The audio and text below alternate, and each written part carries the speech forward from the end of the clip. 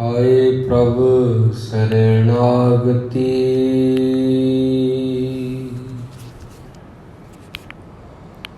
कृपा निध दयाल।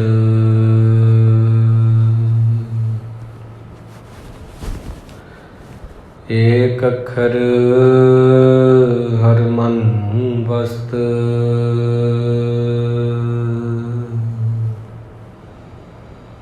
नानक होत निहाल।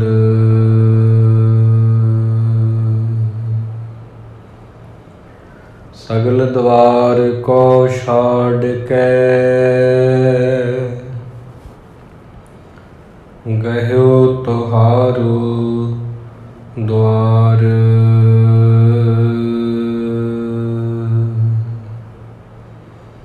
बाहें गहे की लाज अस गोविंद दास तुहार।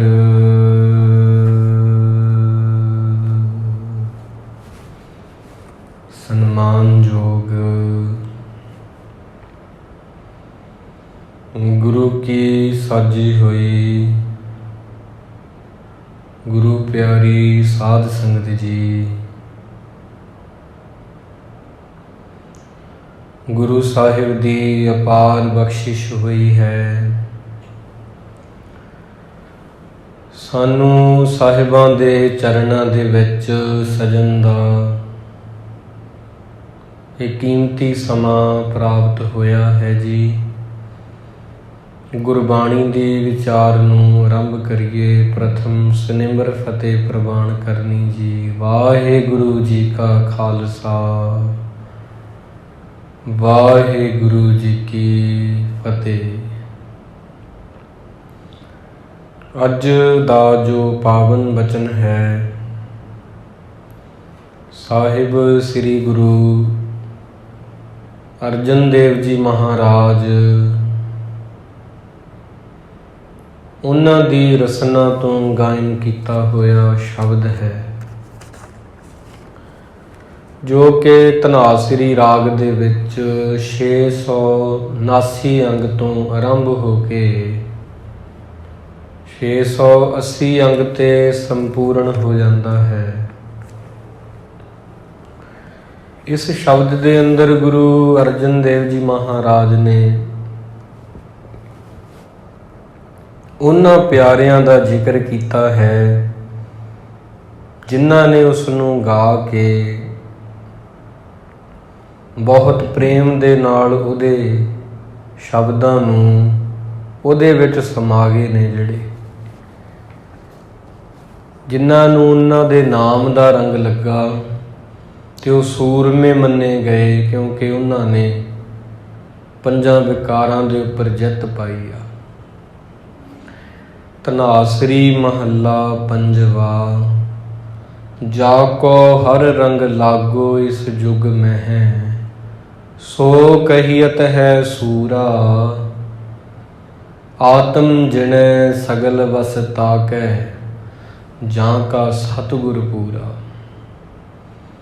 गुरु अर्जन देव जी महाराज फरमाउंदे ने कि हुण ओ ऐसे प्यारे जिन्हां दे अंदर वाहिगुरु दे प्रेम वाला रंग है, ਜਾਂ जिन्हां ने अपने आप नूं वाहिगुरु नाल जोड़िया, आपदी सुरत नूं जोड़ जोड़ के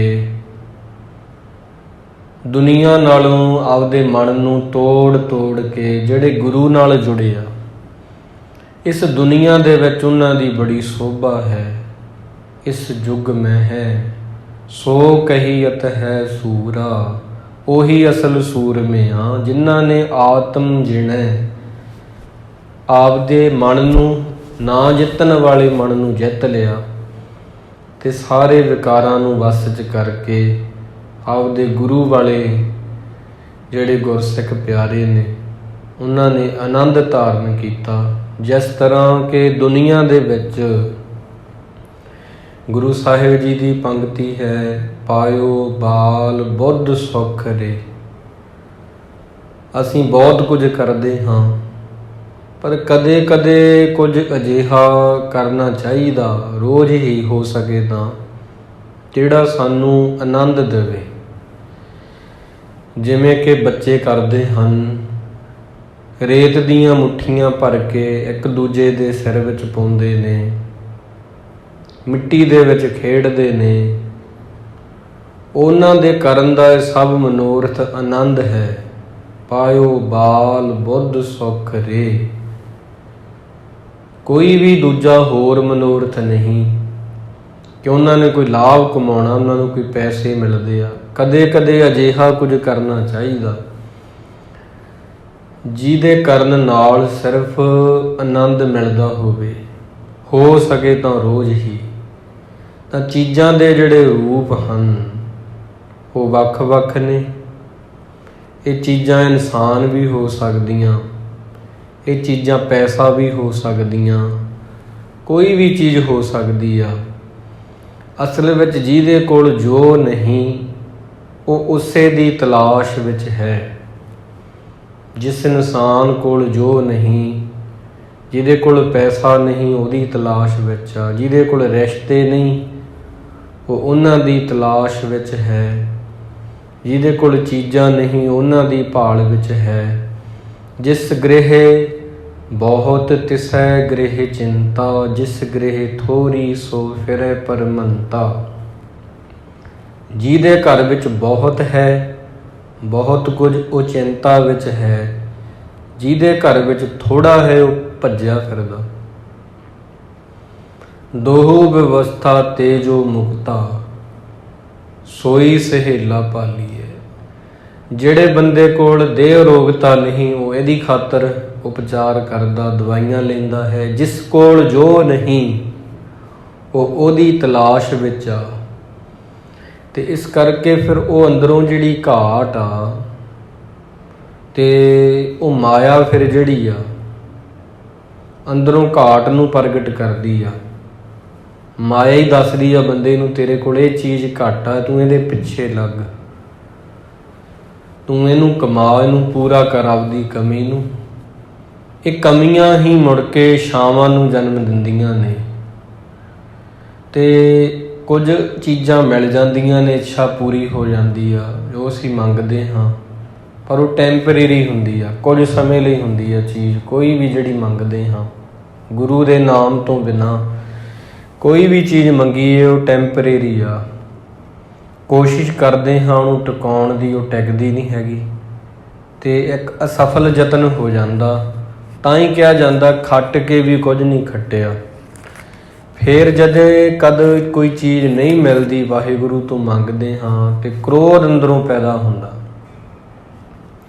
ਗੁੱਸਾ ਪੈਦਾ ਹੁੰਦਾ ਕਿ ਮੈਂ ਇਹ ਸਭ ਕੁਝ ਕੀਤਾ ਪਰ ਮੈਨੂੰ ਬਦਲੇ ਵਿੱਚ ਉਹਨੇ ਦਿੱਤਾ ਨਹੀਂ ਕੁਝ। ਤਾਂ ਇਸ ਤਰ੍ਹਾਂ ਕੁਝ ਅਜਿਹਾ ਫਿਰ ਵਾਪਰਦਾ ਕਿ ਅਸੀਂ ਕ੍ਰੋਧ ਵਿੱਚ ਰਹਿਣ ਲੱਗ ਜਾਂਦੇ ਹਾਂ ਜਦੋਂ ਸਾਡੀ ਇੱਛਾ ਨਹੀਂ ਪੂਰੀ ਹੁੰਦੀ। ਇਸ ਕਰਕੇ ਜੇਕਰ ਸਾਡੀਆਂ ਇੱਛਾਵਾਂ ਸਹੀ ਹੋ ਜਾਣ, ਸਾਡੇ ਕਰਮ ਸਹੀ ਹੋ ਜਾਣਗੇ। ਕਰਮ ਸਹੀ ਕਦੋਂ ਹੋਣਗੇ? ਜਦੋਂ ਸਾਡੀ ਸੰਗਤ ਸਹੀ ਹੋਵੇਗੀ। ਸੰਗਤ ਕਦੋਂ ਸਹੀ ਹੋਵੇਗੀ? ਜਦੋਂ ਅਸੀਂ ਚੰਗੇ ਲੋਕਾਂ ਨੂੰ ਸੁਣਨਾ ਸ਼ੁਰੂ ਕਰਾਂਗੇ। ਤਾਂ ਇਸ ਕਰਕੇ ਫਿਰ ਜਦੋਂ ਆਪਾਂ ਗੁਰੂ ਸਾਹਿਬ ਦੀ ਸੰਗਤ ਕਰਦੇ ਹਾਂ, ਉਦੋਂ ਸਾਡੀਆਂ ਇੱਛਾਵਾਂ ਜਿਹੜੀਆਂ ਨੇ ਘਟ ਜਾਂਦੀਆਂ ਨੇ, ਮਿਟ ਜਾਂਦੀਆਂ ਨੇ। ਜ਼ਿਆਦਾ ਇੱਛਾਵਾਂ ਜਨਮ ਨਹੀਂ ਲੈਂਦੀਆਂ। ਜੇ ਸੰਗਤ ਵਿੱਚ ਇੱਛਾ ਹੋਊਗੀ ਵੀ ਕੋਈ, ਉਹ ਹੋਊਗੀ ਕਿ ਮੈਂ ਵਾਹਿਗੁਰੂ ਦੇ ਨਾਮ ਨੂੰ ਪ੍ਰਾਪਤ ਕਰਾਂ ਤਾਂ ਮੈਨੂੰ ਵੀ ਸਿਮਰਨ ਦੀ ਦਾਤ ਮਿਲੇ। ਪਰ ਜੇ ਅਸੀਂ ਦੂਜੀ ਸੰਗਤ ਕਰਾਂਗੇ, ਉਹਦੇ ਵਿੱਚ ਬੜਾ ਕੁਝ ਹੈ। ਉਹਦੇ ਵਿੱਚ ਜੇ ਮਿਲ ਵੀ ਗਿਆ ਕੁਝ, ਪੁੱਤਰ ਦੀ ਦਾਤ ਵੀ ਮਿਲ ਗਈ, ਉਹ ਹੰਕਾਰ ਹੋ ਜੂ ਕਿ ਮੇਰੇ ਕੋਲ ਹੈ, ਦੂਜੇ ਕੋਲ ਨਹੀਂ ਹੈਗਾ। ਜੇ ਧੀ ਦੀ ਦਾਤ ਮਿਲ ਗਈ, ਸੋਗ ਪੈਦਾ ਹੋਊਗਾ ਦੂਜਿਆਂ ਵੱਲ ਦੇਖ ਕੇ। ਪਰ ਜਿਹੜੀ ਸੰਗਤ ਹੈ, ਸੰਗਤ ਸੁਧਰ ਜਾਵੇ, ਇੱਛਾਵਾਂ ਸੁਧਰ ਜਾਂਦੀਆਂ ਨੇ। ਇੱਛਾਵਾਂ ਸੁਧਰ ਜਾਣ, ਬੰਦੇ ਦੇ ਕਰਮ ਸੁਧਰ ਜਾਂਦੇ ਨੇ। ਕਰਮ ਸੁਧਰ ਜਾਣ ਤੇ ਭਾਣਾ ਮਜਬੂਰੀ ਨਹੀਂ ਹੁੰਦਾ, ਫਿਰ ਭਾਣਾ ਮਿੱਠਾ ਲੱਗਦਾ। ਤੇਰਾ ਕੀਆ ਮਿੱਠਾ ਲਾਗੈ, ਹਰ ਨਾਮ ਪਦਾਰਥ ਨਾਨਕ ਮੰਗੈ। ਫਿਰ ਗੁਰਸਿੱਖ ਜਦੋਂ ਮਿਲਦੇ ਆ, ਉਹ ਇਹ ਪੁੱਛਦੇ ਨੇ ਕਿ ਜਿਹੜਾ ਕਾਰਜ ਕਰਨ ਆਇਆ ਸੀ ਉਹ ਹੋ ਗਿਆ ਕਿ ਨਹੀਂ ਦੁਨੀਆ ਵਿੱਚ, ਉਹਦਾ ਕੀ ਹਿਸਾਬ ਕਿਤਾਬ ਆ। ਜਿਸ ਕਾਰਜ ਤੁਮ ਇਸ ਸੰਸਾਰ ਵਿੱਚ ਚੱਲ ਕੇ ਆਏ ਸੀ ਉਹ ਹੋ ਗਿਆ ਕਿ ਨਹੀਂ ਹੋਇਆ, ਪੂਰਾ ਅਧੂਰਾ ਹੀ ਆ। ਰੂਹ ਜਿਹੜੀ ਪਰਮਾਤਮਾ ਤੱਕ ਪਹੁੰਚ ਚੁੱਕੀ ਆ ਆਤਮਾ ਕਿ ਨਹੀਂ, ਉਹਦੇ ਨਾਮ ਵਾਲਾ ਰੰਗ ਲੱਗ ਗਿਆ ਕਿ ਨਹੀਂ। ਪਰ ਉਹ ਇਹਨਾਂ ਚੀਜ਼ਾਂ 'ਚ ਨਹੀਂ ਪੈਂਦੇ ਕਿ ਮੇਰੇ ਘਰ ਵਿੱਚ ਪੁੱਤਰ ਹੈ ਜਾਂ ਇਹਦਾ ਹੰਕਾਰ ਹੋਣਾ, ਮੇਰੇ ਘਰ ਵਿੱਚ ਧੀ ਆ ਇਹਦਾ ਘਰ ਦਾ ਸੋਗ ਹੋਣਾ। ਇਹ ਚੀਜ਼ਾਂ ਉਹ ਬੰਦੇ ਨੂੰ ਨਹੀਂ ਫਿਰ ਛੋਹ ਸਕਦੀਆਂ। ਤਾਂ ਸੰਗਤ ਸੁਧਾਰ ਲਵੋ, ਇੱਛਾ ਸੁਧਰ ਜਾਵੇਗੀ। ਇੱਛਾਵਾਂ ਸੁਧਰ ਜਾਣ ਤੇ ਕਰਮ ਸੁਧਰ ਜਾਂਦੇ ਨੇ। ਕਰਮ ਸੁਧਰ ਗਏ ਤੇ ਭਾਣਾ ਫਿਰ ਬਹੁਤ ਮਿੱਠਾ ਲੱਗਦਾ, ਮਜਬੂਰੀ ਨਹੀਂ। ਇੱਕ ਬੰਦੇ ਨੂੰ ਭਾਣਾ ਮੰਨਣਾ ਮਜਬੂਰੀ ਲੱਗਦਾ, ਇੱਕ ਨੂੰ ਭਾਣਾ ਮੰਨਣਾ ਮਿੱਠਾ ਲੱਗਦਾ। ਦੋਨਾਂ 'ਚ ਬਹੁਤ ਅੰਤਰ ਆ। ਤਾਂ ਹੁਣ ਉਹਨਾਂ ਦੀ ਗੱਲ ਆ ਜਿਹੜੇ ਭਾਣੇ ਵਿੱਚ ਰਹਿੰਦੇ ਆ। ਜਾਕੋ ਹਰ ਰੰਗ ਲਾਗੋ ਇਸ ਜੁਗ ਮੈਂ ਹੈ, ਸੋ ਕਹੀਅਤ ਹੈ ਸੂਰਾ। ਆਤਮ ਜਿਣੈ ਸਗਲ ਵਸ ਤਾਂ ਕਹਿ, ਜਾਂ ਕਾ ਸਤਿਗੁਰ ਪੂਰਾ। ਐਸੇ ਵਾਹਿਗੁਰੂ ਪਰਮੇਸ਼ਰ ਦੇ ਪਿਆਰੇ ਜਿਨ੍ਹਾਂ ਦੇ ਅੰਦਰ ਬਾਣੀ ਵਾਲਾ ਰੰਗ ਵੀ ਆ, ਜਿਨ੍ਹਾਂ ਨੂੰ ਇਤਿਹਾਸ ਦੀ ਜਾਣਕਾਰੀ ਵੀ ਆ, ਜਿਨ੍ਹਾਂ ਨੂੰ ਆਪਣੇ ਗੁਰੂ ਸਾਹਿਬ ਦੀਆਂ ਸਾਖੀਆਂ ਨਾਲ ਵੀ ਪਿਆਰ ਆ, ਜੋ ਘਰ ਦੇ ਕੰਮ ਕਰਦੇ ਹੋਏ ਫਰਜ਼ ਨਿਭਾ ਕੇ ਜ਼ਿੰਮੇਵਾਰੀਆਂ ਬੱਚਿਆਂ ਨੂੰ ਪਾਲ ਦੇ ਨਾਲ ਨਾਲ ਰੱਬ ਨੂੰ ਵੀ ਯਾਦ ਰੱਖਦੇ ਆ, ਉਹ ਬਹੁਤ ਉੱਚੇ ਮਨੁੱਖ ਹੁੰਦੇ ਆ। ਠਾਕੁਰ ਗਾਈਐ ਆਤਮ ਰੰਗ।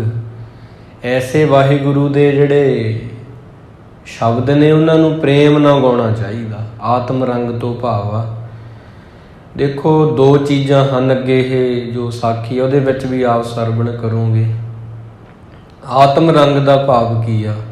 ਕਈ ਵਾਰੀ ਅਸੀਂ ਰਿਸ਼ਤੇਦਾਰਾਂ ਵਿੱਚ ਜਾ ਕੇ ਬਹਿੰਦੇ ਹਾਂ ਤੇ ਉਹਨਾਂ ਦੀਆਂ ਗੱਲਾਂ ਸੁਣਦੇ ਹਾਂ, ਜਾਂ ਮਿੱਤਰ ਆ, ਉਹਨਾਂ ਵਿੱਚੋਂ ਕਈਆਂ ਦੀਆਂ ਗੱਲਾਂ ਸਾਨੂੰ ਚੰਗੀਆਂ ਨਹੀਂ ਲੱਗਦੀਆਂ, ਅਸੀਂ ਉਹਨਾਂ ਨੂੰ ਦੱਸਦੇ ਨਹੀਂ ਪਰ ਅਸੀਂ ਉਹਨਾਂ ਵੱਲ ਧਿਆਨ ਨਹੀਂ ਦਿੰਦੇ, ਪ੍ਰੇਮ ਨਾਲ ਨਹੀਂ ਉਹਨਾਂ ਨੂੰ ਸੁਣਦੇ। ਬਹਿ ਜਾਂਦੇ ਹਾਂ ਕੋਲ ਜਾ ਕੇ ਤਾਂ ਉਹਨੂੰ ਸੁਣਨਾ ਨਹੀਂ ਕਹਿੰਦੇ, ਉਹਨੂੰ ਬੱਧਾ ਚੱਟੀ ਕਹਿੰਦੇ ਆ ਕਿ ਮੈਂ ਬਹਿ ਗਿਆ ਸੁਣਨ, ਪਰ ਇਹਦੀਆਂ ਗੱਲਾਂ ਮੈਨੂੰ ਚੰਗੀਆਂ ਤਾਂ ਨਹੀਂ ਲੱਗਦੀਆਂ, ਪਰ ਬਹਿਣਾ ਪੈਣਾ ਕੋਲ।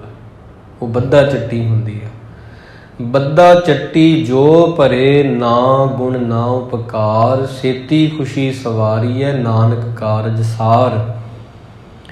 ਕਈ ਲੋਕ ਬਾਣੀ ਨਾਲ ਵੀ ਐਵੇਂ ਕਰਦੇ ਆ, ਗੁਰਬਾਣੀ ਦਾ ਗੁਟਕਾ ਸਭ ਹੱਥ ਵਿੱਚ ਫੜ ਲੈਂਦੇ ਆ, ਪਰ ਉਹਨਾਂ ਦਾ ਉਹਦੇ ਵਿੱਚ ਧਿਆਨ ਨਹੀਂ ਹੁੰਦਾ। ਉਹ ਸਿਰਫ ਪੜ੍ਹਦੇ ਆ, ਹੋਰ ਨਹੀਂ ਕੁਝ ਕਰਦੇ, ਸਿਰਫ ਪੜ੍ਹਦੇ ਆ।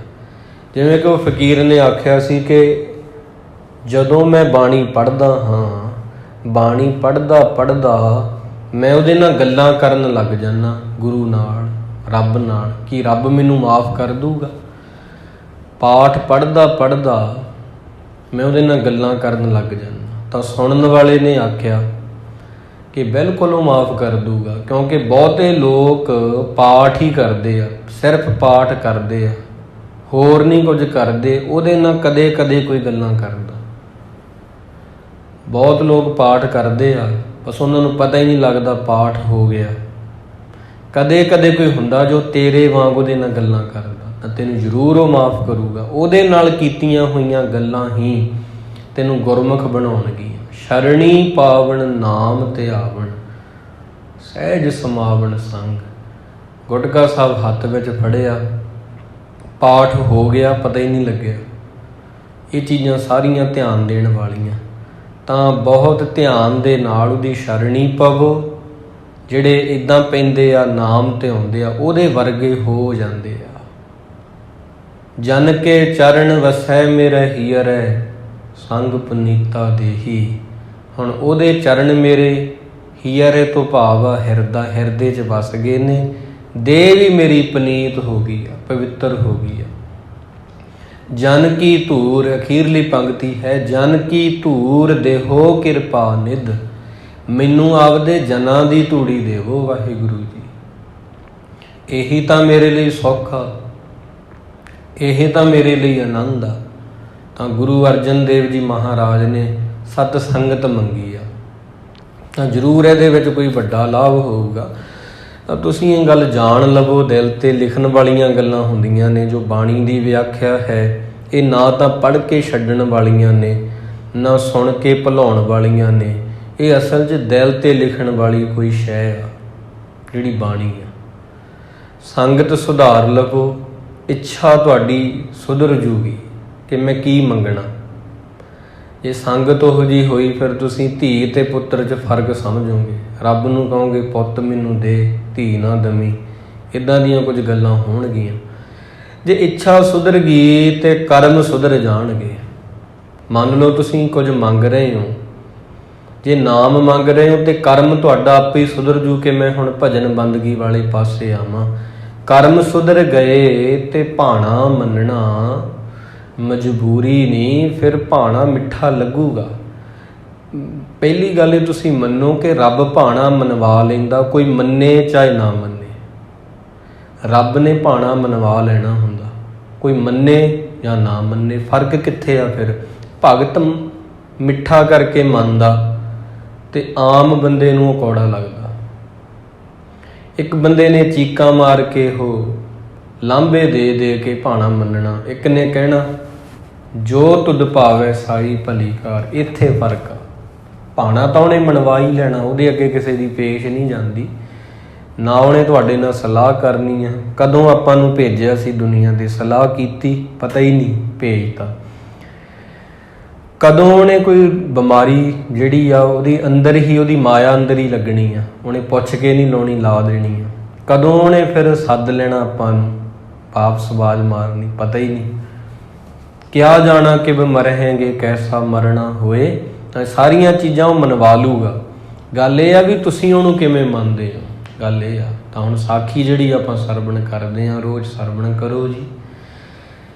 ਆਪ ਜੀ ਨੇ ਪਿੱਛੇ ਸਰਵਣ ਕੀਤਾ ਹੈ। ਸੰਗਲਾਦੀਪ ਜਦੋਂ ਗੁਰੂ ਬਾਬਾ ਨਾਨਕ ਜੀ ਗਏ, ਰਾਜੇ ਨੇ ਧਰਮਸਾਲ ਵੀ ਬਣਾ ਲਈ, ਪਰ ਉਹ ਗੁਰੂ ਬਾਬੇ ਨੂੰ ਕਹਿਣ ਲੱਗਾ ਜੀ ਚਲੋ ਧਰਮਸਾਲ ਦੇ ਵਿੱਚ। ਹੁਣ ਤਾਂ ਧਰਮਸਾਲ ਬਣ ਗਈ ਤੇ ਮੈਨੂੰ ਸਿੱਖਿਆ ਵੀ ਦੇਵੋ ਕਿ ਜ਼ਿੰਦਗੀ ਕੀ ਆ, ਜ਼ਿੰਦਗੀ ਦੇ ਵਿੱਚ ਆ ਕੇ ਜਨਮ ਲੈ ਕੇ ਕੀ ਕਰਨਾ ਚਾਹੀਦਾ। ਸਮਝ ਨਹੀਂ ਆਉਂਦੀ ਹੈਗੀ ਕਿ ਸਵੇਰੇ ਉੱਠਣਾ, ਰੋਟੀ ਖਾਣੀ, ਨਹਾਉਣਾ ਧੋਣਾ, ਰੋਟੀ ਖਾਣੀ, ਪ੍ਰਸ਼ਾਦਾ ਛਕਣਾ, ਪਰਿਵਾਰ ਪਾਲਣਾ, ਰਾਤ ਨੂੰ ਫਿਰ ਸੌਂ ਜਾਣਾ, ਸਵੇਰੇ ਫਿਰ ਉੱਠਣਾ।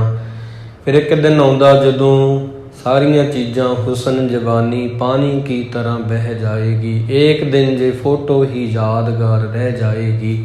ਇੱਕ ਦਿਨ ਫਿਰ ਉਹ ਵੀ ਆ ਜਾਣਾ, ਫਿਰ ਉਹ ਚਾਰ ਬੰਦੇ ਛੱਡ ਆਉਣ ਕਿ ਇਹੀ ਜ਼ਿੰਦਗੀ ਹੁੰਦੀ ਆ। ਗੁਰੂ ਸਾਹਿਬ ਜੀ ਨੇ ਕੋਲ ਬਿਠਾਇਆ ਤੇ ਚਾਰ ਗੱਲਾਂ ਆਪਾਂ ਕੱਲ੍ਹ ਸਾਂਝੀਆਂ ਕੀਤੀਆਂ, ਦੱਸੀਆਂ 8 ਸੀਗੀਆਂ ਬਾਬੇ ਨੇ ਕਿ 8 ਗੱਲਾਂ ਨੂੰ ਪੱਲੇ ਬੰਨ੍ਹ ਲਵੀਂ। ਰਾਜੇ ਨੂੰ ਆਖਿਆ, ਸ਼ਿਵਨਾਭ ਸੀ ਉਹਦਾ ਨਾਮ, ਤੈਨੂੰ ਪਤਾ ਹੀ ਨਹੀਂ ਲੱਗਣਾ ਤੇਰੀ ਜ਼ਿੰਦਗੀ ਕਦੋਂ ਸੋਹਣੀ ਬਣ ਜੂਗੀ।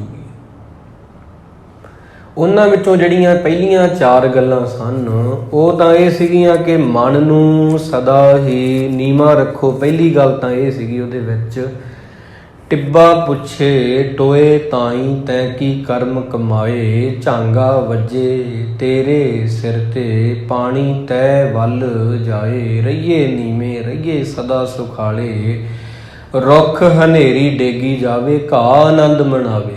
ਪਹਿਲੀ ਗੱਲ ਇਹ ਸੀਗੀ, ਮਿੱਠਤ ਨੀਵੀਂ ਨਾਨਕਾ ਗੁਣ ਚੰਗਿਆਈਆਂ ਤਤ, ਮਨ ਨੂੰ ਸਦਾ ਨੀਵਾਂ ਰੱਖਣਾ।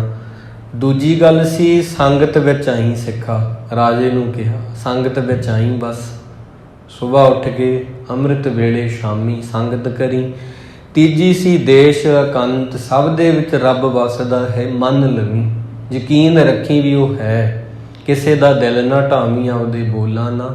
ਚੌਥੀ ਸੀ, ਆਸਣ ਚਿੱਤ, ਜਿਹਨੇ ਸਭ ਕੁਝ ਕੀਤਾ ਤੇ ਅੱਖਾਂ ਮੀਟ ਕੇ ਉਹਦੇ ਵਿੱਚ ਚਿੱਤ ਜੋੜੀ। 4 ਗੱਲਾਂ ਆਪ ਜੀ ਨੇ ਕੱਲ੍ਹ ਸਰਵਣ ਕੀਤੀਆਂ। ਤਾਂ ਪਹਿਲਾਂ ਮੈਂ ਇਹ ਆਪ ਜੀ ਨੂੰ ਕਹਾਂ ਕਿ ਇਹ ਚੀਜ਼ਾਂ ਜਿਹੜੀਆਂ ਹੁੰਦੀਆਂ ਨੇ ਨਾ ਤਾਂ ਇਕੱਲੀਆਂ ਪੜ੍ਹ ਕੇ ਛੱਡਣ ਵਾਲੀਆਂ ਨੇ ਤੇ ਨਾ ਹੀ ਇਹ ਜਿਹੜੀਆਂ ਸਾਰੀਆਂ ਗੱਲਾਂ ਹਨ ਇਹ ਇਕੱਲੀਆਂ ਸੁਣ ਕੇ ਭੁਲਾਉਣ ਵਾਲੀਆਂ ਨੇ, ਇਹ ਦਿਲ 'ਤੇ ਲਿਖਣ ਵਾਲੀਆਂ ਗੱਲਾਂ। ਅੱਗੇ 4 ਗੱਲਾਂ ਕੀ ਬਾਬੇ ਨੇ ਕਹੀਆਂ ਉਹ ਆਪ ਜੀ ਸਰਵਣ ਕਰੋ। ਉਸ ਤੋਂ ਬਾਅਦ ਆਪਾਂ ਅਰਦਾਸ ਬੇਨਤੀ ਵਿੱਚ ਜੁੜਾਂਗੇ ਇਕਾਗਰ ਹੋ ਕੇ। ਰਾਜੇ ਨੇ ਫਿਰ ਦੱਸਿਆ ਕਿ ਗੁਰੂ ਸਾਹਿਬ ਜੀ ਹੁਣ ਬਾਕੀ 4 ਗੱਲਾਂ ਵੀ ਦੱਸੋ ਨਾ, ਤੁਸੀਂ ਕਈਆਂ 8 ਨਿਯਮ ਆ ਭਗਤੀ ਮਾਰਗ ਦੇ, ਬਾਕੀ ਦੱਸੋ। ਫਿਰ ਬਾਬੇ ਨੇ ਕਿਹਾ ਪ੍ਰਾਣਯਾਮ। ਉਹਨੂੰ ਸਮਝ ਨਹੀਂ ਲੱਗੀ। ਜਿਵੇਂ ਆਪਾਂ ਸੁਣਦੇ ਹਾਂ ਕਿ ਪ੍ਰਾਣਯਾਮ ਸ਼ਬਦ ਆਪਾਂ ਸੁਣਿਆ ਤੇ ਇਹਦੀ ਆਪਾਂ ਨੂੰ ਸਮਝ ਨਹੀਂ ਲੱਗਦੀ ਵੀ ਹੈ ਕੀ ਆ। ਗੁਰੂ ਸਾਹਿਬ ਜੀ ਕਹਿੰਦੇ ਇਹਦੇ ਵੀ ਅੱਗੇ 3 ਅੰਗ ਹੁੰਦੇ ਆ, ਪੂਰਕ, ਕੁੰਭਕ ਤੇ ਰੇਚਕ। ਉਹ ਕਹਿੰਦਾ ਸਮਝ ਨਹੀਂ ਲੱਗੀ ਜੀ। ਫਿਰ ਨਹੀਂ ਸਮਝ ਲੱਗੀ। ਰਾਜਾ ਸ਼ਿਵਨਾਭ ਕਹਿੰਦਾ ਇਹ ਕੀ ਹੁੰਦਾ ਜੀ? ਪੂਰਕ, ਕੁੰਭਕ, ਰੇਚਕ। ਜਿਵੇਂ ਸਾਨੂੰ ਕਈ ਵਾਰ ਇਹ ਪਹਿਲੀ ਵਾਰੀ ਅਸੀਂ ਸੁਣਦੇ ਹਾਂ। ਗੁਰੂ ਸਾਹਿਬ ਜੀ ਕਹਿੰਦੇ ਇਹਦੇ ਅਰਥ ਆ ਸੁਣਨਾ, ਸਮਝਣਾ ਤੇ ਸਮਾ ਜਾਣਾ। ਗੁਰੂ ਨੂੰ ਸੁਣਨਾ ਵਾ ਪਹਿਲਾਂ, ਧਿਆਨ ਦੇ ਨਾਲ ਸੁਣਨਾ। ਜਿਵੇਂ ਆਪਾਂ ਪਹਿਲਾਂ ਕਿਹਾ ਰਿਸ਼ਤੇਦਾਰਾਂ 'ਚ ਵੀ ਆਪਾਂ ਬਹਿੰਦੇ ਹਾਂ, ਧਿਆਨ ਨਹੀਂ ਦਿੰਦੇ ਬਾਹਲਾ, ਇਵੇਂ ਨਹੀਂ ਗੁਰੂ ਨੂੰ ਸੁਣਨਾ। ਗੁਰੂ ਨੂੰ ਸੁਣਨਾ ਵੀ ਮੈਂ ਬਹੁਤ ਨੀਵਾਂ, ਗੁਰੂ ਮੇਰਾ ਬਹੁਤ ਉੱਚਾ, ਇਵੇਂ ਸੁਣਨਾ। ਮੈਂ ਕੁਝ ਨਹੀਂ ਜਾਣਦਾ ਤੇ ਮੈਂ ਕੁਝ ਨਹੀਂ ਜਾਣਦਾ, ਗੁਰੂ ਸਾਹਿਬ ਸਭ ਜਾਣਦੇ, ਇਵੇਂ ਸੁਣਨਾ। ਜਿਵੇਂ ਕਿ ਪੀਰ ਬੁੱਧੂ ਸ਼ਾਹ ਜੀ ਸਨ, ਸਾਖੀ ਵੀ ਆਉਂਦੀ ਇੱਕ ਪਿਆਰੀ ਇਹਦੇ ਵਿੱਚੋਂ ਯਾਦ ਆਈ। ਪੀਰ ਬੁੱਧੂ ਸ਼ਾਹ ਜੀ ਇੱਕ ਦਿਨ ਸਜੇ ਹੋਏ ਸੀਗੇ। ਕਿਸੇ ਨੇ ਆ ਕੇ ਪੁੱਛਿਆ ਕਿ ਪੀਰ ਬੁੱਧੂ ਸ਼ਾਹ ਨੂੰ ਮਿਲਣਾ ਹੈ। ਬੁੱਧੂ ਸ਼ਾਹ ਕੌਣ ਨੇ ਉਹ ਨਹੀਂ ਸੀ ਜਾਣਦਾ, ਉਹਨਾਂ ਤੋਂ ਹੀ ਪੁੱਛ ਲਿਆ ਕੁਦਰਤੀ। ਉਹ ਕਹਿੰਦੇ ਬੁੱਧੂ ਤਾਂ ਮੈਂ ਆ ਤੇ ਸ਼ਾਹ ਗੁਰੂ ਗੋਬਿੰਦ ਸਿੰਘ ਜੀ ਨੇ। ਜੇ ਤਾਂ ਬੁੱਧੂ ਨੂੰ ਮਿਲਣਾ ਉਹ ਮੈਂ ਹੀ ਆ ਬੇਵਕੂਫ, ਜੇ ਸ਼ਾਹ ਨੂੰ ਮਿਲਣਾ ਉਹ ਗੁਰੂ ਗੋਬਿੰਦ ਸਿੰਘ ਜੀ ਆ, ਉਹ ਅੰਦਰ ਬੈਠੇ, ਉਹਨਾਂ ਨੂੰ ਜਾ ਕੇ ਮਿਲ ਲਓ। ਇੱਦਾਂ ਦੀ ਅਵਸਥਾ। ਪੂਰਕ, ਕੁੰਭਕ ਤੇ ਰੇਚਕ। ਰਾਜੇ ਨੂੰ ਆਖਿਆ ਕਿ 3 ਗੱਲਾਂ ਯਾਦ ਰੱਖੀ। ਗੁਰੂ ਨੂੰ ਸੁਣੀ, ਕੱਲਾ ਸੁਣੀ ਨਾ, ਗੁਰੂ ਨੂੰ ਸਮਝੀ, ਕੱਲਾ ਸਮਝੀ ਵੀ ਨਾ। ਕਈ ਗੁਰੂ ਨੂੰ ਸੁਣ ਲੈਂਦੇ ਆ, ਸਮਝ ਲੈਂਦੇ ਆ, ਇੱਥੇ ਰੁਕ ਜਾਂਦੇ ਆ, ਇੱਥੇ ਗੱਲ ਨਹੀਂ ਬਣਦੀ। ਬੇਈਮਾਨੀ ਕਰਨੀ ਪਾਪ ਆ, ਸਾਰਿਆਂ ਨੂੰ ਸਮਝ ਆ, ਬਹੁਤ ਲੋਕ ਫਿਰ ਵੀ ਕਰੀ ਜਾਂਦੇ ਆ। ਰਿਸ਼ਵਤ ਲੈਣੀ ਗਲਤ ਕੰਮ ਆ, ਬਹੁਤ ਲੋਕਾਂ ਨੂੰ ਪਤਾ, ਲੋਕ ਲਈ ਜਾਂਦੇ ਆ, ਜਿਹੜੇ ਮੁਲਾਜ਼ਮ ਆ ਲਈ ਜਾਂਦੇ ਆ। ਸਮਝਣ ਦੇ ਨਾਲ ਨਹੀਂ ਇਕੱਲਾ ਕੁਝ ਹੁੰਦਾ। ਪਹਿਲਾ ਹੈ ਸੁਣਨਾ ਗੁਰੂ ਨੂੰ, ਫਿਰ ਹੈ ਗੁਰੂ ਨੂੰ ਸਮਝਣਾ, ਫਿਰ ਆ ਉੱਤੇ ਅਮਲ ਕਮਾਉਣਾ। 3 ਗੱਲਾਂ ਪੂਰੀਆਂ। ਪੂਰਕ, ਕੁੰਭਕ, ਰੇਚਕ ਇਹਨੂੰ ਕਹਿੰਦੇ ਆ। ਯੋਗ, ਜਿਹੜੀ ਯੋਗ ਵਿਦਿਆ ਉਹਦੇ ਵਿੱਚ ਇਹਨੂੰ ਇਹ ਵਰਤਦੇ ਆ ਸ਼ਬਦ ਪੂਰਕ, ਕੁੰਭਕ ਤੇ ਰੇਚਕ। ਸੁਣਨਾ, ਸਮਝਣਾ ਤੇ ਸਮਾ ਜਾਣਾ। ਜਿਹੜਾ ਸੱਚਾ ਗਿਆਨ ਹੈ, ਅਧੂਰਾ ਗਿਆਨ ਆ, ਉਹਦੇ ਵਿੱਚ ਬਹੁਤ ਫਰਕ ਆ। ਸੱਚਾ ਗਿਆਨ ਇਹ ਕਹੂਗਾ ਕਿ ਬੇਈਮਾਨੀ ਕਰਨੀ ਪਾਪ ਆ ਤੇ ਛੱਡ ਦੇ ਮਨ, ਬੰਦਾ ਛੱਡ ਦੂਗਾ। ਝੂਠਾ ਅੱਧਾ ਗਿਆਨ ਜਿਹੜਾ ਉਹ ਇਹ ਆ ਵੀ ਬੇਈਮਾਨੀ ਕਰਨੀ ਪਾਪ ਆ ਪਰ ਆਪਾਂ ਛੱਡਣੀ ਨਹੀਂ ਹੈਗੀ, ਕਰਨੀ ਵੀ ਹੈ। ਅਧੂਰੇ ਗਿਆਨ ਨਾਲ ਬੰਦੇ ਨੂੰ ਭੁਲੇਖੇ ਪੈਂਦੇ ਆ ਵਿਦਵਾਨ ਹੋਣ ਦੇ। ਸੱਚੇ ਗਿਆਨ ਦੇ ਨਾਲ ਬੰਦਾ ਗੁਰੂ ਵਾਲਾ ਹੋ ਜਾਂਦਾ। ਤੇ 6ਵੀਂ ਗੱਲ ਬਾਬੇ ਨੇ ਆਖੀ ਧਿਆਨ ਅੰਗ। ਰਾਜਾ ਕਹਿੰਦਾ ਸਮਝ ਨਹੀਂ ਲੱਗੀ ਗੁਰੂ ਨਾਨਕ ਸਾਹਿਬ ਜੀ ਨੂੰ, ਇਹ ਕੀ ਹੁੰਦਾ? ਗੁਰੂ ਸਾਹਿਬ ਜੀ ਕਹਿੰਦੇ ਪੰਚਾਂ ਕਾ ਗੁਰ ਏਕ ਧਿਆਨ। ਜੇ ਸਾਡਾ ਧਿਆਨ ਨਾ ਹੋਵੇ, ਕੋਈ ਦੂਜਾ ਬੰਦਾ ਸਾਨੂੰ ਕੋਈ ਗੱਲ ਕਹਿ ਰਿਹਾ ਵਾ, ਸਾਨੂੰ ਸਮਝ ਨਹੀਂ ਲੱਗਦੀ, ਅਸੀਂ ਉਹਨੂੰ ਕਹਿੰਦੇ ਦੁਬਾਰਾ ਕਹੀਂ, ਫਿਰ ਕਹਿੰਦੇ ਆ ਦੁਬਾਰਾ ਕਹੀਂ। ਉਹ ਕਹਿੰਦਾ ਵੀ ਮੈਂ ਤੇਰੇ ਸਾਹਮਣੇ 2 ਵਾਰੀ ਕਹਿਤੀ ਗੱਲ, ਤੇਰਾ ਧਿਆਨ ਕਿੱਥੇ ਆ? ਤਾਂ ਧਿਆਨ ਦਾ ਹੋਣਾ ਬਹੁਤ ਜ਼ਰੂਰੀ ਆ। ਪੰਚਾਂ ਕਾ ਗੁਰ ਏਕ ਧਿਆਨ। ਜਦੋਂ ਆਪਾਂ ਗੁਰੂ ਨੂੰ ਸੁਣਨਾ, ਉਦੋਂ ਤੁਹਾਡੀ ਬਿਰਤੀ ਬੀਤ ਚੁੱਕੇ ਸਮੇਂ 'ਚ ਨਾ ਜਾਵੇ। ਮਨ ਸਾਡਾ ਕਿੱਥੇ ਜਾਂਦਾ ਵਾ, ਇਹ ਬਹੁਤ ਬਰੀਕ ਵਿਸ਼ਾ ਹੈ। ਮਨ ਚੱਲਿਆ ਜਾਂਦਾ ਬੀਤ ਚੁੱਕੇ ਸਮੇਂ ਵਿੱਚ, ਜੋ ਕੁਝ ਸਾਡੇ ਨਾਲ ਹੋਇਆ ਸੀ, ਮਨ ਚੱਲਿਆ ਜਾਂਦਾ ਆਉਣ ਵਾਲੇ ਸਮੇਂ ਦੀ ਚਿੰਤਾ 'ਚ। ਗੁਰੂ ਕੋਲ ਜਦੋਂ ਆ ਕੇ ਬਹਿੰਦੇ ਹਾਂ, ਬਹੁਤ ਇਹ ਬਾਹਰ ਨਿਕਲਦਾ, ਇੱਥੇ ਪਿਆ ਇਹ ਮਨ, ਉਹਨੂੰ ਕੱਢ ਕੇ ਗੁਰੂ ਕੋਲ ਲੈ ਕੇ ਆਉਣਾ, ਇਹ ਧਿਆਨ ਆਂਗਾ। 7ਵੀਂ ਗੱਲ ਫਿਰ ਗੁਰੂ ਸਾਹਿਬ ਜੀ ਨੇ ਦੱਸੀ ਧਾਰਨਾ। ਗੁਰੂ ਸਾਹਿਬ ਜੀ ਨੇ ਕਿਹਾ ਧਾਰਨਾ। ਉਹ ਕਹਿੰਦਾ ਸਮਝ ਨਹੀਂ ਲੱਗੀ। ਰਾਜਾ ਫਿਰ ਕਹਿੰਦਾ, ਗੁਰੂ ਸਾਹਿਬ ਜੀ ਕਹਿੰਦੇ ਧਾਰਨ ਦੇ ਅਰਥ ਆ ਜਦੋਂ ਗੁਰੂ ਨੂੰ ਸੁਣੋ, ਉਹਨੂੰ ਪ੍ਰੇਮ ਦੇ ਨਾਲ ਸੁਣੋ। ਜਦੋਂ ਬਾਣੀ ਨੂੰ ਸਰਵਣ ਕਰੋ, ਇਉਂ ਸੁਣੋ ਇਹ ਸਾਡੇ ਬਹੁਤ ਉੱਚਿਆਂ ਦੀ ਬਾਣੀ ਆ। ਜਿਵੇਂ ਅਸੀਂ ਰਿਸ਼ਤੇਦਾਰਾਂ ਨੂੰ ਵੀ ਸੁਣਦੇ ਹਾਂ, ਸੁਣਨੇ ਕਈ ਵਾਰੀ ਅਸੀਂ ਉਹ ਬੰਦੇ ਨੂੰ ਵੀ ਹਾਂ ਬਹੁਤ ਧਿਆਨ ਦੇ ਨਾਲ, ਕਈ ਵਾਰ ਜੋ ਸਾਨੂੰ ਚੁਭਵੀਂ ਗੱਲ ਕਹਿੰਦਾ ਉਹਨੂੰ ਵੀ ਸੁਣਦੇ ਹਾਂ, ਪਰ ਉਹ ਪ੍ਰੇਮ ਨਹੀਂ ਹੁੰਦਾ ਉਹਦੇ ਵਿੱਚ। ਸੁਣਨ ਵਿੱਚ ਪ੍ਰੇਮ ਹੋਵੇ, ਇਹਨੂੰ ਧਾਰਨਾ ਕਹਿੰਦੇ ਆ। ਤੇ 8ਵਾਂ ਜਿਹੜਾ ਅੰਗ ਸੀਗਾ ਗੁਰੂ ਬਾਬੇ ਨੇ ਰਾਜੇ ਸ਼ਿਵਨਾਵ ਨੂੰ ਦੱਸਿਆ, ਸੰਗਲਾ ਦੀਪ, ਉਹਦੀ ਕਮਾਈ ਬਹੁਤ ਔਖੀ ਆ। ਉਹ ਕਹਿੰਦੇ ਨੇ ਕਿ ਸ਼ਬਦ ਤੇ ਸੁਰਤ ਭਵ ਸਾਗਰ ਤਰੀਏ, 8ਵਾਂ ਅੰਗ ਦੱਸਿਆ ਸੀਗਾ ਕਿ ਤੁਹਾਡੀ ਸੁਰਤ ਇੰਨੀ ਗੁਰੂ ਵਿੱਚ ਜੁੜੀ ਰਹੇ, ਇੰਨੀ ਗੁਰੂ ਵਿੱਚ ਜੁੜੀ ਰਹੇ ਜਿਵੇਂ ਹਿਮਾਲਾ ਪਰਬਤ 'ਤੇ ਬੈਠਾ ਹੋਇਆ ਜੋਗੀ, ਅੱਖਾਂ ਉਹਦੀਆਂ ਮੀਟੀਆਂ ਨੇ, ਧਿਆਨ ਉਹਦਾ ਸਿਰਫ ਆਪਣੇ ਆਪ 'ਚ। ਸੁਰਤ ਸਿੱਖਾ ਤੇਰੀ ਇਵੇਂ ਰਵੇ, ਕੰਮ ਤੂੰ ਘਰ ਦੇ ਹੀ ਕਰੇ, ਇਸ ਕਰਕੇ ਪੈਸੇ ਤੂੰ ਗਿਣੇ ਪਰ ਲਵੇਂ ਰੱਬ ਦਾ ਨਾਮ, ਚਲਾਵੇਂ ਤੂੰ ਦੁਕਾਨ, ਗਾਹਕ ਵਿੱਚੋਂ ਵੀ ਰੱਬ ਤੈਨੂੰ ਦਿਖੇ। ਇਹ ਅਵਸਥਾ ਸੰਗਤ ਵਿੱਚੋਂ ਪ੍ਰਾਪਤ ਹੁੰਦੀ ਹੈ, ਊਂ ਨਹੀਂ ਇਹ ਪ੍ਰਾਪਤ ਹੁੰਦੀ। ਨਾਨਕ ਮੰਗੈ ਦਾਨ ਪ੍ਰਭ, ਰੇਨ ਭਗ ਸਾਧਾ। ਤਾਂ ਉਹ ਵਾਲੀ ਜਿਹੜੀ ਸੰਗਤ ਆ, ਤਾਂ ਇਹ 8 ਚੀਜ਼ਾਂ ਆਪਾਂ ਦੁਹਰਾ ਦਈਏ ਫਿਰ ਤੋਂ ਅੱਜ। ਕਿਹੜੀਆਂ ਕਿਹੜੀਆਂ ਸੀ? ਰਾਜੇ ਨੂੰ ਫਿਰ ਕੀ ਹੋਇਆ ਸੁਣ ਕੇ? ਰਾਜੇ ਨੂੰ ਗੁਰੂ ਸਾਹਿਬ ਜੀ ਨੇ ਇੱਕ ਮੰਜੀ ਥਾਪੀ, ਰਾਜੇ ਨੂੰ ਪ੍ਰਚਾਰਕ ਬਣਾਇਆ। ਇੱਕ ਰਾਜੇ ਨੂੰ, ਰਾਜੇ ਸ਼ਿਵਨਾਵ ਨੂੰ ਪ੍ਰਚਾਰਕ ਬਣਾਇਆ ਕਿ ਤੁਸੀਂ ਇੱਥੇ ਸਿੱਖੀ ਦਾ ਪ੍ਰਚਾਰ ਕਰੋ। ਲੋਕ ਵਿਚਾਰੇ ਪਖੰਡਾਂ ਵਿੱਚ ਫਸੇ ਹੋਏ ਆ, ਉਹਨਾਂ ਨੂੰ ਮੋੜ ਕੇ ਸਿੱਖੀ 'ਚ ਲੈ ਕੇ ਆਓ। ਇਹ 8 ਗੱਲਾਂ ਸੀਗੀਆਂ ਜਿਨ੍ਹਾਂ ਨੇ ਰਾਜੇ ਨੂੰ ਬਦਲਿਆ। ਜੋ ਇੱਕ ਰਾਜੇ ਨੂੰ ਬਦਲ ਸਕਦੀਆਂ, ਉਹ ਸਾਨੂੰ ਕਿਉਂ ਨਹੀਂ ਬਦਲ ਸਕਦੀਆਂ? ਤਾਂ ਦੁਬਾਰਾ ਇਹਨਾਂ ਨੂੰ ਦੁਹਰਾ ਦਈਏ ਆਪਾਂ। ਪਹਿਲਾ ਕਰਮ ਕਰਨਾ ਤੁਸੀਂ ਮਨ ਨੂੰ ਸਦਾ ਨੀਵਾਂ ਰੱਖੋ। ਗੁਰੂ ਨਾਨਕ ਸਾਹਿਬ ਜੀ ਤੋਂ ਲੈ ਕੇ ਗੁਰੂ ਅਰਜਨ ਦੇਵ ਜੀ ਤੱਕ ਗੁਰੂਆਂ ਨੇ ਬਿਲਕੁਲ ਸ਼ਾਂਤੀ ਰੱਖੀ ਆ। ਪਹਿਲਾਂ ਤੁਸੀਂ ਸ਼ਾਂਤੀ ਨਾਲ ਗੱਲ ਕਰੋ, ਦੂਜਿਆਂ ਨਾਲ ਪਿਆਰ ਨਾਲ, ਨੀਵੇਂ ਰਹੋ। ਜਦੋਂ 5ਵੇਂ ਪਾਤਸ਼ਾਹ ਜੀ ਨੂੰ ਗੁਰੂ ਅਰਜਨ ਦੇਵ ਜੀ ਨੂੰ ਤੱਤੀ ਤਵੀ 'ਤੇ ਬਿਠਾਇਆ, ਜਦੋਂ ਸਿਰ ਤੋਂ ਪਾਣੀ ਜਿਵੇਂ ਕਹੀਏ ਲੰਘ ਗਿਆ, ਉਦੋਂ 6ਵੇਂ ਪਾਤਸ਼ਾਹ ਜੀ ਨੇ ਤਲਵਾਰਾਂ ਧਾਰਨ ਕੀਤੀਆਂ। ਪਹਿਲਾਂ 5 ਜਾਮੇ, ਤਾਂ ਕਹਿ ਲਓ ਕਮ ਸੇ ਕਮ ਕਿਸੇ ਦੀਆਂ ਜਿਹੜੀਆਂ 5 ਗਲਤੀਆਂ ਨੇ ਉਹਨੂੰ ਇਉਂ ਮਾਫ ਕਰ ਦਿਓ ਕਿ ਸਾਡੇ ਜਿਹੜੇ 5 ਗੁਰੂ ਹੋਏ ਆ ਉਹਨਾਂ ਨੇ ਤਾਂ ਸ਼ਾਂਤੀ ਰੱਖੀ ਨਾ। ਘਰ ਦੇ ਵਿੱਚ ਜਿਹੜੀਆਂ ਚੀਜ਼ਾਂ ਹੁੰਦੀਆਂ, ਹਾਂ ਜੇ ਮੂਲੋਂ ਹੀ ਗੱਲ ਜਾਂਦੀ ਆ, ਫਿਰ ਉਹ 6ਵੇਂ ਪਾਤਸ਼ਾਹ ਜੀ ਤੇ 10ਵੇਂ ਪਾਤਸ਼ਾਹ ਜੀ ਨੇ ਜੋ ਕੀਤਾ ਫਿਰ ਉਹ ਕਰਨਾ ਜਾਇਜ਼ ਆ, ਪਰ ਪਹਿਲਾਂ ਨਹੀਂ। ਪਹਿਲਾਂ ਨਹੀਂ, ਮਨ ਨੂੰ ਸਦਾ ਨੀਵਾਂ ਰੱਖੋ, ਪਹਿਲਾ ਅੰਗ ਇਹ ਆ। ਪਹਿਲਾ। ਦੂਜਾ ਹੈ ਸਾਧ ਸੰਗਤ ਵਿੱਚ ਜ਼ਰੂਰ ਆਓ। ਸਤ ਸੰਗਤ, ਚਾਹੇ ਤੁਹਾਨੂੰ ਕੁਝ ਵੀ ਕਿੰਨੇ ਵੀ ਕੰਮ ਹੋਣ, ਸੁਬਾਹ ਜ਼ਰੂਰ ਆਓ। ਜੇ ਸੁਬਾਹ ਨਹੀਂ ਆ ਸਕਦੇ, ਸ਼ਾਮੀ ਜ਼ਰੂਰ ਆਓ। ਸ਼ਾਮ ਨਹੀਂ ਆ ਸਕਦੇ, ਜਦੋਂ ਗੁਰੂ ਦਾ ਦਰਬਾਰ ਖੁੱਲ੍ਹਾ ਉਦੋਂ ਦਰਸ਼ਨ ਕਰਨ ਜ਼ਰੂਰ ਆਓ। ਦੂਜਾ ਜਿਹੜਾ ਅੰਗ ਆ, ਇਹ ਤੁਸੀਂ ਪੱਲੇ ਬੰਨੋ। 8 ਗੱਲਾਂ ਬਾਬੇ ਨੇ ਦੱਸੀਆਂ। ਤੀਜੀ ਆ ਦੇਸ਼ ਇਕੰਤ, ਸਾਰਿਆਂ ਵਿੱਚ ਰੱਬ ਵਸਦਾ। ਇਹ ਗੱਲ ਨੂੰ ਤੁਸੀਂ ਮੰਨੋ, ਇਹ ਵੀ ਕਹੋ ਮੇਰੇ 'ਚ ਵੀ ਵਸਦਾ। ਮੈਂ ਆਪਦੇ ਆਪ ਨੂੰ ਦੁਖੀ ਨਹੀਂ ਕਰਨਾ। ਕਿਸੇ ਨੂੰ ਭੁੱਖੇ ਰੱਖਣਾ ਪਾਪ ਆ, ਕਿਸੇ ਨੂੰ ਭੁੱਖੇ ਰੱਖਣਾ ਪਾਪ ਆ। ਮੈਂ ਖੁਦ ਨੂੰ ਭੁੱਖਾ ਰੱਖਾਂ, ਉਹ ਪੁੰਨ ਕਿਵੇਂ ਹੋ ਜਾਊਗਾ? ਕਿਸੇ ਨੂੰ ਦੁੱਖ ਦੇਣਾ ਪਾਪ ਆ, ਮੈਂ ਆਪਦੇ ਆਪ ਨੂੰ ਦੁਖੀ ਕਰੀ ਜਾਂਦਾ, ਉਹ ਪੁੰਨ ਕਿੱਥੋਂ ਹੋ ਜੂ? ਨਾ ਤਾਂ ਆਪ ਦੁਖੀ ਹੋਣਾ ਆਪਾਂ, ਨਾ ਦੂਜਿਆਂ ਨੂੰ ਦੁਖੀ ਕਰਨਾ। ਇਹਨੂੰ ਦੇਸ਼ ਇਕੰਤ ਕਹਿੰਦੇ ਆ।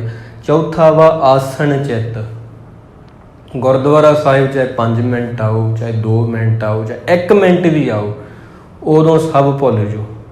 ਉਦੋਂ ਬਸ ਆਸਣ ਤੁਹਾਡਾ ਉਹਦੇ ਵਿੱਚ ਹੋਵੇ। ਆਸਣ ਕੀ ਕਹਿੰਦੇ ਆ? ਸੁਰਤ ਨੂੰ, ਤੇ ਉਹਦੇ ਵਿੱਚ ਤੁਹਾਡੀ ਸੁਰਤ ਹੋਵੇ। 5ਵਾਂ ਹੈ ਪ੍ਰਾਣਯਾਮ।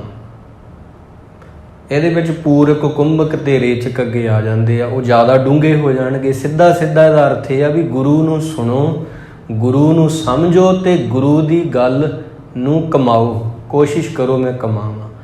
ਤੇ ਅੱਗੇ ਜਾ ਕੇ 6ਵਾਂ ਅੰਗ ਹੈ ਧਿਆਨ ਅੰਗ। ਧਿਆਨ ਰੱਖੋ ਜੋ ਗੁਰੂ ਕਹਿੰਦਾ ਹੈ, ਇਹ ਕਹੋ ਮੇਰੇ ਵਾਸਤੇ ਚੰਗਾ। 7ਵਾਂ ਹੈ ਧਾਰਨਾ, ਉਹਦੇ ਵਿੱਚ ਤੁਹਾਡਾ ਪ੍ਰੇਮ ਹੋਵੇ।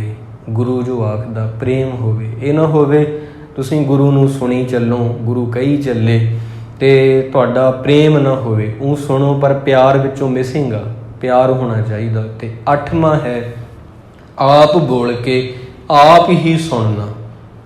ਗੁਟਕਾ ਸਾਹਿਬ ਹੱਥ ਵਿੱਚ ਫੜਿਆ, ਪਾਠ ਪੜ੍ਹਿਆ ਗਿਆ, ਪਤਾ ਹੀ ਨਹੀਂ ਲੱਗਿਆ, ਇਵੇਂ ਨਾ ਹੋਵੇ।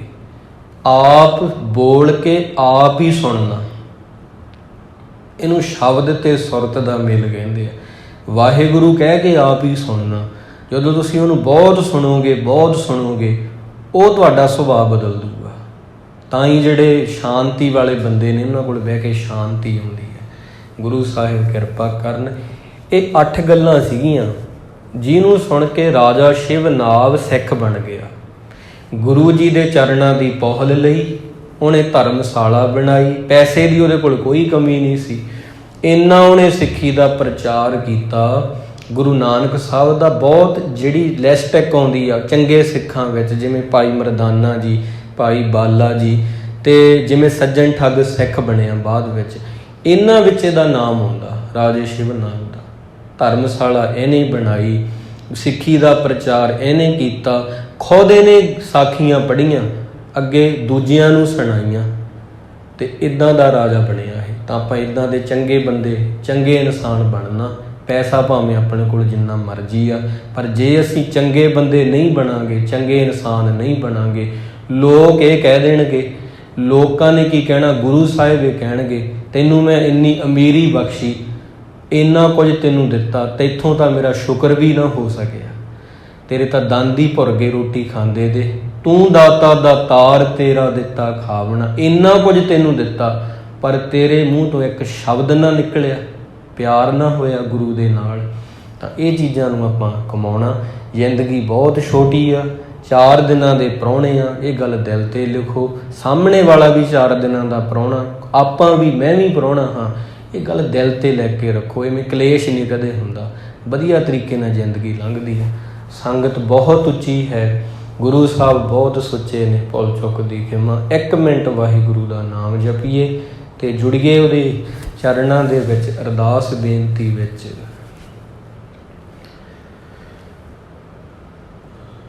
ਵਾਹਿਗੁਰੂ